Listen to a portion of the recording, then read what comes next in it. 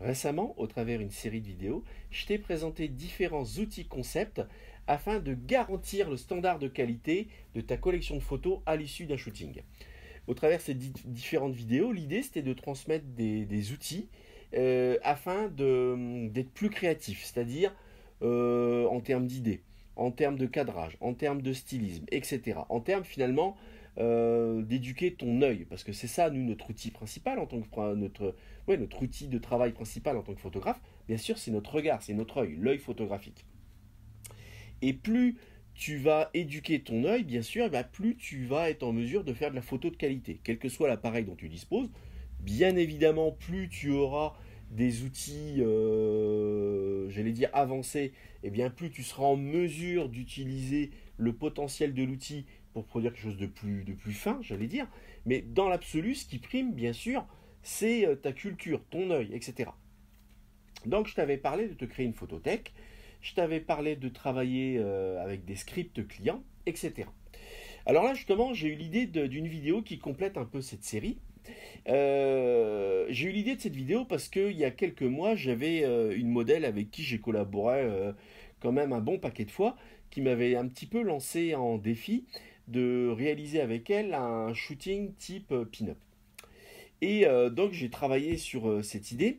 Et en fait, entre guillemets, la problématique, c'est que je voulais m'adapter à la morphologie de la personne qui m'avait un peu lancé ce défi. Et c'est une personne assez fine, assez longiligne. Et en même temps, moi, je voulais pas, si tu veux, d'un shooting qui ressemble à quelque chose, enfin qui donne une allure trop cosplay, si tu préfères. Je voulais, en fin de compte, une pin-up d'aujourd'hui, si tu veux, sans que ça fasse non plus ce qu'on appelle rockabilly, tu vois. Donc je voulais quelque chose d'assez naturel, d'assez, voilà, sans que ça fasse trop artificiel. Donc tu vois, c'était un peu difficile. Enfin, tout le moins, ça compliquait un petit peu la tâche. Et puis j'avais du mal à, je sais pas, à avoir un fil conducteur, si tu préfères. Donc, dans un premier temps, eh bien, dans ma photothèque, j'ai créé un dossier que j'ai intitulé Projet Pin-Up. J'ai collationné dans ce dossier eh bien, toutes les photos un petit peu qui me plaisaient, qui m'inspiraient, si tu veux, donc que j'ai pu voir sur le net, sur Pinterest notamment. Et voilà, petit à petit, je regardais ces photos, tout ça, jusqu'à ce que si tu veux, j'étais à la recherche d'un déclencheur, d'un truc qui me dise, ouais, c'est ça que je veux faire. J'avais du mal à cerner un peu, à choper le feeling, si tu veux, de mon shooting. C'est vrai que des fois, tu sais, tu as des idées, tu as une thématique, tu as un concept, mais je sais pas, peut-être t'arrives pas à sentir ton sujet.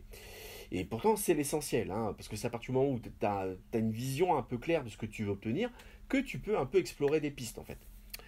Et bon, voilà, j'ai collationné différentes photos, tout ça. Et puis, j'ai eu l'idée de faire ce qu'on appelle un mood board. Donc, c'est ça dont je veux te parler aujourd'hui. Alors, un mood board, l'idée, c'est que au travers j'espère que je sais pas si tu vas bien le voir là à l'écran. De toute façon, dans le montage, tu vas le voir, un montage vidéo. Donc, sur une seule feuille, si tu préfères, une seule diapositive, eh bien, j'ai réuni un petit peu les photos qui étaient le plus, si tu veux, en lien avec ce que je voulais produire, et dans lequel je retrouvais un peu enfin, la somme de ces photos me permettait de communiquer sur le feeling que je voulais choper, tu vois.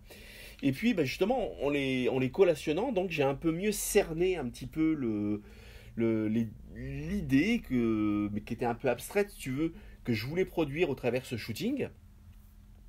Et donc voilà, donc ça m'a permis de vraiment d'avancer sur la prévisualisation, tu vois, du shooting que je voulais obtenir. C'est pour ça que le mood board, c'est vraiment l'outil idéal qui vient compléter le fait d'avoir une photothèque et qui va te permettre, une fois que tu as un peu cerné au travers de ton mood board un peu le feeling de ce que tu veux faire, eh bien ça va te permettre de réaliser un script de séance.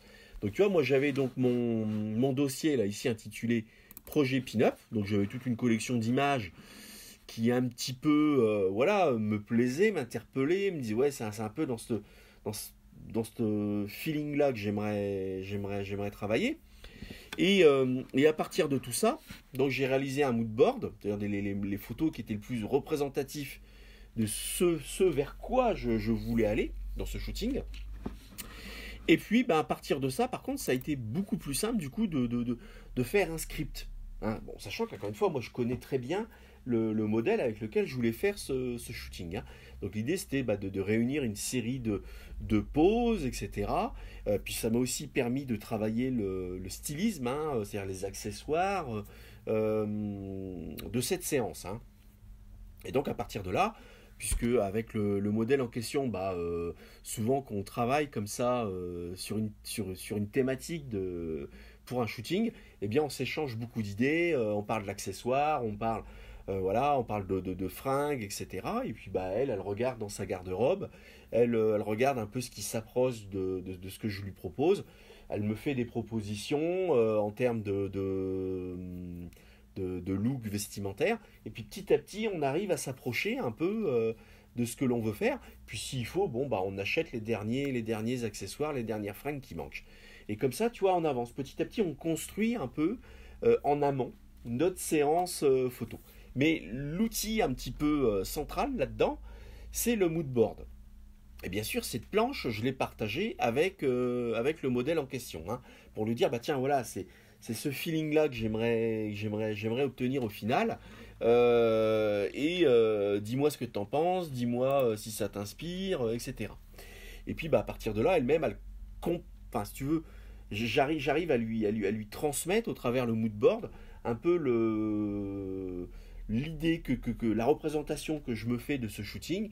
Et puis du coup déjà on parle un petit peu plus la même langue si tu veux, tu vois.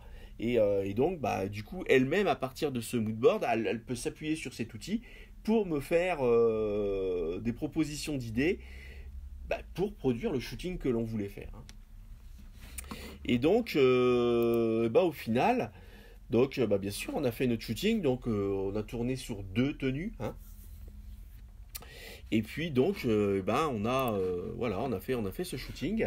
Donc en fait, moi, à savoir que quand je fais un shooting, quel que soit le shooting, eh ben, je fais toujours en fin de compte 2 versions. Hein, c'est-à-dire une version tout couleur, et puis je reprends, enfin, il faut que j'ai terminé l'editing, hein, je retraite les photos en couleur, j'optimise les contrastes, la couleur, etc. Et puis après, je reprends toutes les photos et je fais une version noir et blanc de toutes les photos. Pourquoi bah parce qu'en fait, on n'est pas dans la tête des autres. Et certaines images qui, moi, vont particulièrement me plaire en noir et blanc, par exemple, et bien, bien sûr, c'est d'autres images.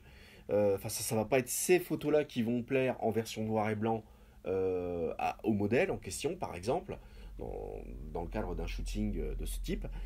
Elle va plutôt préférer, par exemple, la version couleur de cette photo. Et inversement, moi, certaines photos que je vais préférer en couleur, elle va préférer la version noir et blanc. Donc, tu vois, c'est pour ça que j'aime bien faire en double la collection. Hein. Par exemple, pour les photos mariage, ce genre de type, j'ai toujours fait comme ça. Et puis, bah, des fois, on a des surprises, hein, parce encore une fois, on se rend compte que certaines photos que l'on a beaucoup aimées en couleur ou en noir et blanc, eh bien, les clients, les donneurs d'ordre, c'est d'autres versions de la même image qu'ils ont préférée. Mais en tous les cas, pour moi, ce qui a été le pivot central de ce shooting, c'est ce fameux mood board. Alors donc un mood board, donc c'est une collection de photos que tu réunis sur une même planche et l'ensemble, j'allais dire, te permet un petit peu d'avancer sur cette prévisualisation de ce shooting, c'est-à-dire où tu cherches à choper un peu quelque chose qui est assez abstrait, qui est de l'ordre du feeling, quelque chose de l'ambiance, tu vois. Donc c'est pas toujours évident. Et donc, eh bien, un mood board, c'est l'outil idéal sur lequel t'appuyer pour après, qui va te permettre une fois que tu as un peu mieux cerné le ressenti que tu voulais obtenir, eh bien, ça va te permettre d'avancer afin de, par exemple, de produire un script de séance. Et à partir de là, ça y est, là, tu peux vraiment après, eh bien, faire ton shooting. Donc voilà, là, je trouve que pour ça que j'ai eu l'idée de te faire cette vidéo, c'est que je trouve vraiment que le mood board, un mood board tendance, c'est vraiment ce qui peut te permettre eh bien, de défricher le terrain, tu vois, de faire vraiment, de compléter le travail en amont concernant la préparation de ton shooting. Alors bien sûr, là, le mood board, ça s'applique à tout, hein. Ça s'applique aussi bien à la photo urbaine qu'au portrait, que je sais pas, qu'à la photo macro, etc. Tu vois que c'est vraiment un outil hyper puissant et ça va te permettre significativement d'avancer et de mieux cerner ce que tu veux et ce que tu ne veux pas. Hein. Bah écoute, encore une fois, j'espère que cette vidéo va te permettre d'avancer. Comme d'habitude, bah, n'hésite pas à me faire part de ton point de vue, si toi-même tu as déjà travaillé à l'aide d'un moodboard. Bah écoute, comme d'habitude, fais de belles photos. Nous, on se dit à bientôt dans une prochaine vidéo. Allez, salut, à bientôt.